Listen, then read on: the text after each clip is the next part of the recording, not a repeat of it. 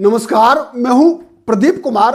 आप देख रहे हैं पॉलिटिकल आइडिया। पॉलिटिकल आइडिया के आज के इस अंक में आप सभी दर्शकों का बहुत बहुत स्वागत है। मित्रों, भारतीय जनता पार्टी के बारे में कहा जाता था पहले कि भारतीय जनता पार्टी केवल उत्तर भारतीयों की पार्टी है। भारतीय जनता पार्टी का मतलब होता है हिंदू, हिंदी, हिंदुस्तान। मित्रों, यही बातें कांग्रेस पार्टी के बारे में 1947 में कही जाती थी और उसी कारण से केरल में सबसे पहले इंडियन यूनियन मुस्लिम लीग ने काम करना शुरुआत की।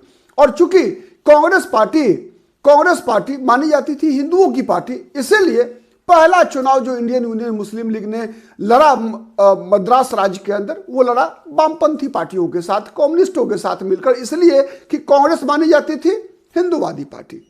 ठीक है।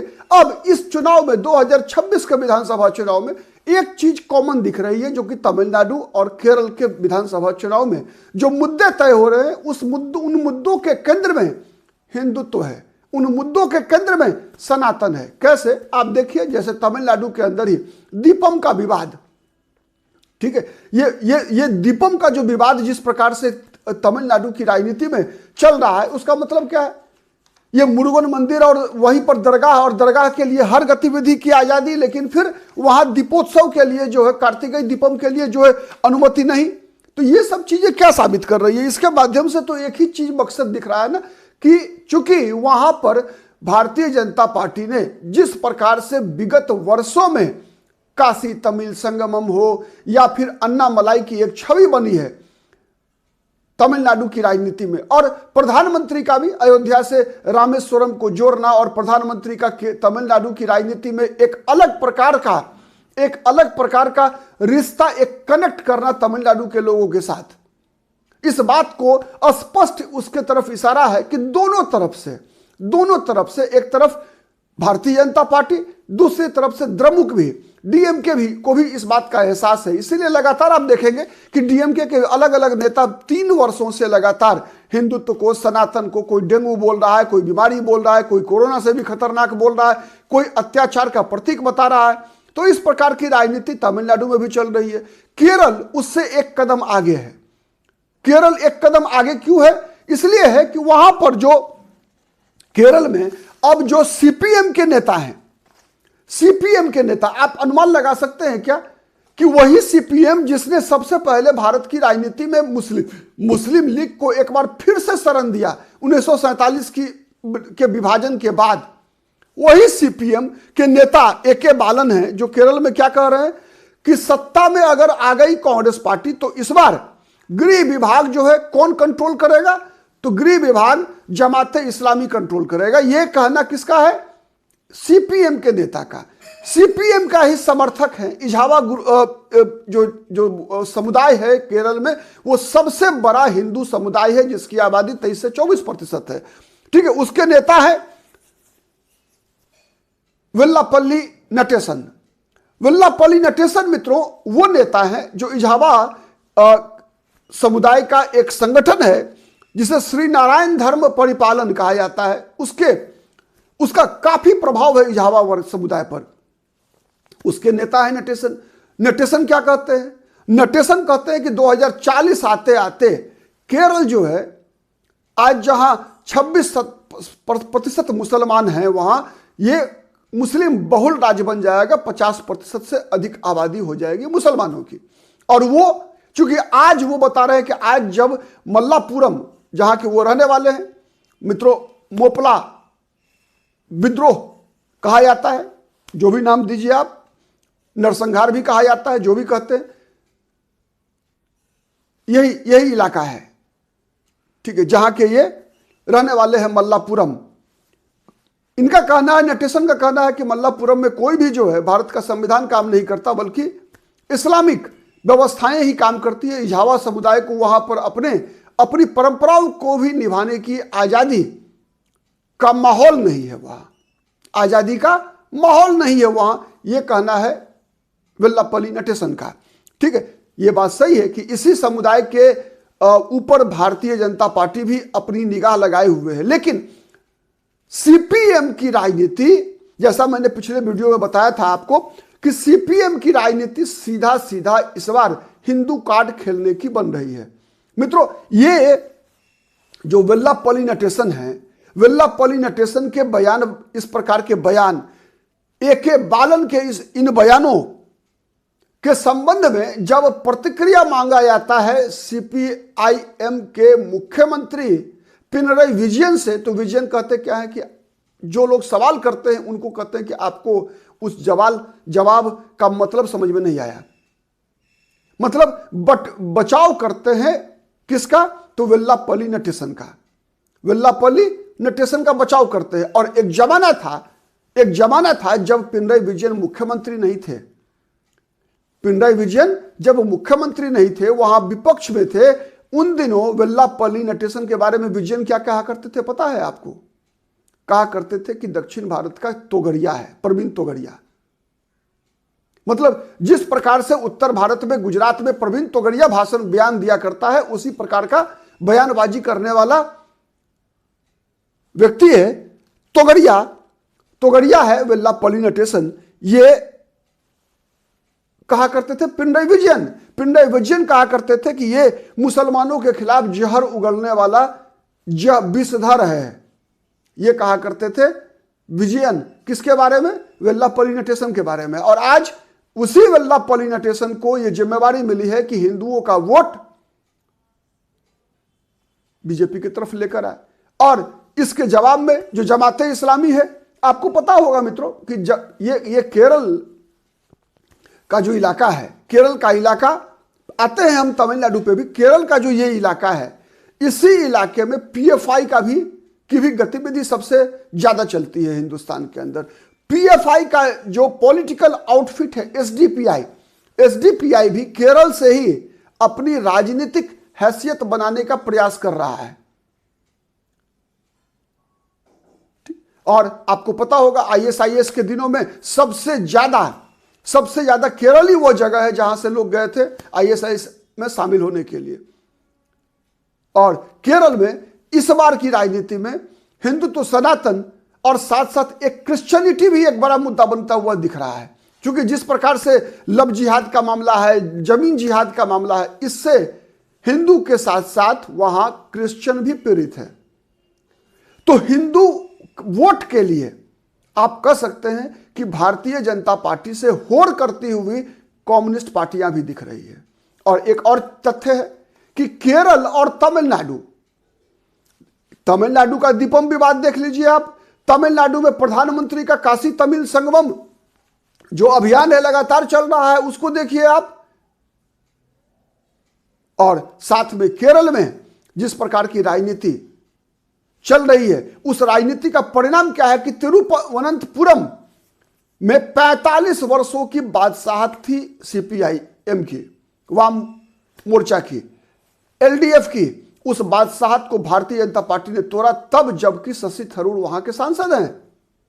और वैसे भी तिरुवनंतपुरम लोकसभा सीट मित्रों, पिछले लोकसभा चुनाव में भारतीय जनता पार्टी मात्र 16,000 वोट से हारी थी। मात्र 16,000 वोट से बीजेपी के उम्मीदवार जो है तिरुवनंतपुरम में चुनाव हारे थे 16,077 वोट से। भारतीय जनता पार्टी को 3,42,078 वोट मिला था। इतना ही नहीं मैं बताऊं आपको आश्चर्य लगेगा।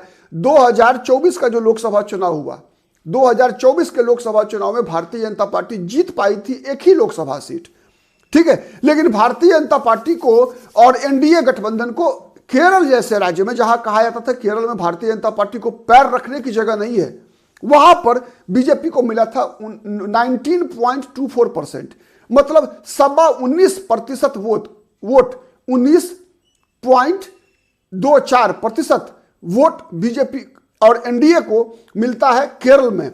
और 11 विधानसभा सीटों पर, 140 विधानसभा सीट है केरल में, 11 विधानसभा सीट पर भारतीय जनता पार्टी को लीड मिला था। और 9 विधानसभा सीट पर बीजेपी रनर अप रही थी, दूसरे नंबर पे। मतलब 20 विधानसभा सीट ऐसी है केरल में जो बीजेपी 2026 के विधानसभा चुनाव में जीतने की स्थिति में है। और उसको कॉम्प्लीमेंट आप एक तरह से करती है कहां? तमिलनाडु की भी राजनीति। चूंकि तिरुवनंतपुरम मित्रों, तिरुवनंतपुरम और तमिलनाडु का कन्याकुमारी, तिरुवनंतपुरम और तमिलनाडु का कन्याकुमारी दोनों सटा हुआ जिला है, सीमाई जिले हैं। एक केरल का, दूसरा तमिलनाडु का। और दोनों जिलों का क्या महत्व है बताने की आवश्यकता नहीं है। ऐतिहासिक महत्व है। त्रिवेंद्रम, तिरुवनंतपुरम और कन्याकुमारी, कश्मीर से कन्याकुमारी हम नारा लगाते हैं, ठीक है। और वहां से भारतीय जनता पार्टी के पोन राधाकृष्णन चुनाव लड़े थे, ठीक है, 3,66,341। और इतना ही नहीं, मैं बताऊं, कन्याकुमारी बीजेपी इससे पहले चुनाव जीत चुकी है, लोकसभा का चुनाव। तो केरल और तमिलनाडु, ये दोनों जो सीमाई इलाका है, आप नक्शा देखेंगे ना अगर, तो केरल का जो इलाका है, देखिए केरल का इलाका तिरुवनंतपुरम सबसे अंत में है, पथानामथिट्टा, कोल्लम, इडुक्की, पलक्कर और वायनाड, ठीक है। अब वायनाड से, जहां से प्रियंका गांधी सांसद हैं, राहुल गांधी सांसद रह चुके हैं, वो सटा हुआ है तमिलनाडु के नीलगिरी जिले से। मतलब जितने भी सांस्कृतिक जिले हैं, अब आप देखेंगे तो हिंदू संस्कृति सबसे ज्यादा कहां पर बची हुई रही भारत में। कई लोग कहते हैं कि जैसा तमिलनाडु में नारा लगता है ना कि उदयनिधि स्टालिन, और कई नेता डीएमके के ने कहा कि भाई हिंदुत्व के बारे में, सनातन के बारे में। लेकिन अगर आप इतिहास को देखेंगे, अगर वर्तमान सामाजिक समीकरण को देखेंगे मित्रों, तो तमिलनाडु भारत का सबसे प्रभावी वह राज्य है वर्तमान तमिलनाडु जो है, जहां पर कि कन्वर्जन सबसे कम हुआ।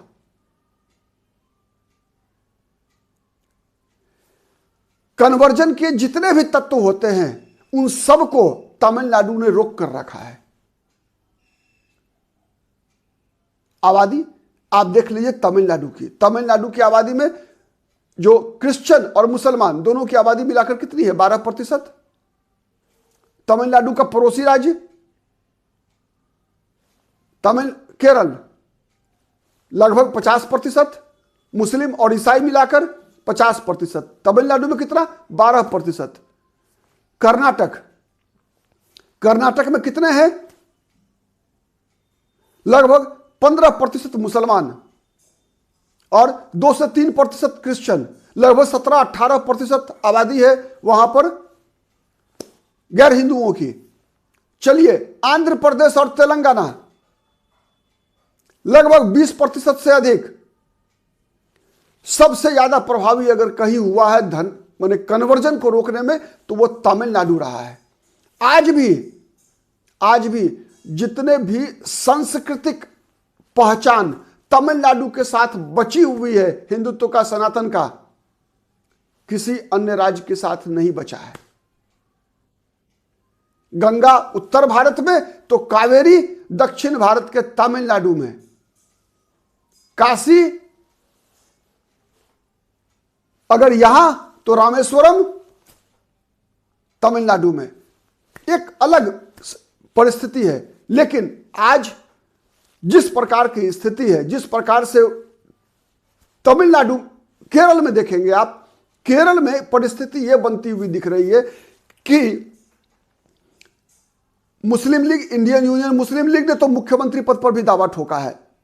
यूडीएफ के अंदर मुस्लिम लीग लगातार इस बार मांग कर रही है कि इस बार इंडियन यूनियन मुस्लिम लीग की यूडीएफ की जीत के बाद मुस्लिम लीग का व्यक्ति मुख्यमंत्री हो, यह भी बातें चल रही है। तो जो परिस्थितियां निकल के आ रही है, जिस प्रकार से पीएफआई, एसडीपीआई की गतिविधियां बढ़ती जा रही है केरल में, और उसके परिप्रेक्ष्य में जो बातें खुलकर भारतीय जनता पार्टी नहीं कह रही थी, वो बातें अब सीपीएम कह रही है। तमिलनाडु में आपने देखा कि अभी हाईकोर्ट की बेंच, अभी 2 दिन पहले तमिलनाडु में हाईकोर्ट की बेंच ने क्या कहा? जो दीपम विवाद है, उस विवाद में कि नहीं, राज्य सरकार गलत कर रही है, राज्य सरकार को कोई हक नहीं है कि वो हिंदुओं को वहां दीपोत्सव से वंचित करे। यह स्पष्ट, इतना स्पष्ट फैसला आज तक क्या हिंदुओं के पक्ष में तमिलनाडु की राजनीति में निकल कर आया था? ये सबसे बड़ी सफलता तमिलनाडु में देख लीजिए आप। और निश्चित रूप से इसका लाभ जो है आने वाले दिनों में इस चुनाव में जिस प्रकार की परिस्थिति बन रही है, दोनों राज्य का परिणाम इस पर भी निर्भर करेगा। तमिलनाडु में एक और फैक्टर है, टी विजय फैक्टर। टी विजय क्रिश्चियन है और टी विजय और डीएमके कांग्रेस अभी अनिश्चितता की स्थिति में। आज तक आपको दिख रही है डीएमके के साथ, लेकिन कभी भी टीवीके के साथ जा सकती है। इसलिए जा सकती है कि टीवीके के साथ अब क्रिश्चियन वोटर्स एकजुट हैं, और जब क्रिश्चियन एकजुट हैं तो तमिलनाडु में यह भी देखने की बात होगी कि एक तरफ क्रिश्चियन आबादी केरल में मुस्लिम लीग के खिलाफ है, मुसलमानों के खिलाफ है। वो तय नहीं कर पा रही है कि कांग्रेस अपने पुराने, मतलब आज से लगातार आप कहेंगे आजादी के बाद से क्रिश्चियन आबादी केरल में लगातार और तमिलनाडु में भी कांग्रेस के साथ रही, लेकिन केरल में एक दिक्कत है ईसाइयों के साथ, क्रिश्चियन के साथ हो रही है कि वो तालमेल नहीं बन पा रहा है मुसलमानों के साथ। जैसा मैंने बताया कि जो लैंड जिहाद, लव जिहाद का मामला, और इससे जितना प्रभाव हिंदुओं के ऊपर पड़ा है उतना ही प्रभाव या उससे ज्यादा कह सकते हैं क्रिश्चियन आबादी के प्रति भी आबादी भी उससे प्रभावित हो रही है, अब भयभीत हो रही है। तो अब इन सब परिस्थितियों में केरल में मुस्लिम और क्रिश्चियन अलग अलग रास्ते में जाते दिख रहे हैं। तमिलनाडु में क्या होगा? तमिलनाडु में मुसलमान और क्रिश्चियन एक साथ रहेंगे। अब तक तो यही होता आ रहा है, कांग्रेस के साथ रहे हैं तमिलनाडु की तरह, केरल की तरह तमिलनाडु में भी। इस बार टीवी के एक नया विकल्प ईसाइयों के समक्ष है, चूंकि टीवी के ईसाई भी हैं, और आज के दिन में कांग्रेस भी कहीं ना कहीं कंफ्यूजन में है कि टीवी के साथ जाए। कांग्रेस पार्टी का एक धरा है तमिलनाडु में जो टी विजय के साथ जाने की को कांग्रेस के हित में मान रहा है। अब डीएमके के साथ रहना स्वीकार नहीं है उसको। वही दूसरा गुट है जो किसी भी कीमत पर डीएमके को छोड़ना नहीं चाहता है, और कांग्रेस के अंदर ही इस पर विवाद चल रहा है। कांग्रेस क्या फैसला करती है उस पर भी नजर बना के रखिए। लेकिन दूसरी बात, सबसे बड़ी बात यही है कि क्या जिस प्रकार का संबंध केरल में मुसलमान और ईसाई मतदाताओं के बीच बनता हुआ दिख रहा है, क्या उसका असर तमिलनाडु की राजनीति पर पड़ेगा? कहना मुश्किल है, कहना मुश्किल है। मुश्किल इसलिए भी है कि तमिलनाडु को भी भौगोलिक दृष्टि से आप 3 भागों में बांट सकते हैं। एक भाग वो है जो कर्नाटक से सटा हुआ है, दूसरा भाग वो है जो आंध्र प्रदेश से सटा हुआ है, तीसरा भाग है केरल से सटा हुआ। तो मेरा मानना है कि जो केरल से सटा हुआ भाग है वहां पर मुसलमान और क्रिश्चियन जो है अलग अलग कुछ बातें सोच सकते हैं। जैसे मैंने बताया अभी, ठीक है, जहां कि वायनाड से सटा हुआ इलाका जो है, नीलगिरी का जो इलाका है, वहां पर हो सकता है कि क्रिश्चियन कम्युनिटी जो है मुसलमानों के खिलाफ मतदान करे, एक साथ वोट नहीं करे। लेकिन जो इलाका अलग है, एक तरह से कर्नाटक की सीमा से जुड़ा हुआ है, आंध्र प्रदेश की सीमा से जुड़ा हुआ है, वहां पर पुराना ट्रेंड ही आपको दिख सकता है। अब इसका अंतिम चुनाव परिणाम पर क्या असर होगा? बने रहिए पॉलिटिकल आइडिया के साथ, फिर किसी अन्य मुद्दे पर आपसे मुलाकात होगी। आज के लिए इतना ही। और यदि अब तक पॉलिटिकल आइडिया को सब्सक्राइब नहीं किया है तो प्लीज सब्सक्राइब कर लीजिए, और अगर हमारा वीडियो पसंद आता है तो लाइक कीजिए, शेयर कीजिए, कमेंट कीजिए। आज के लिए इतना ही। नमस्ते।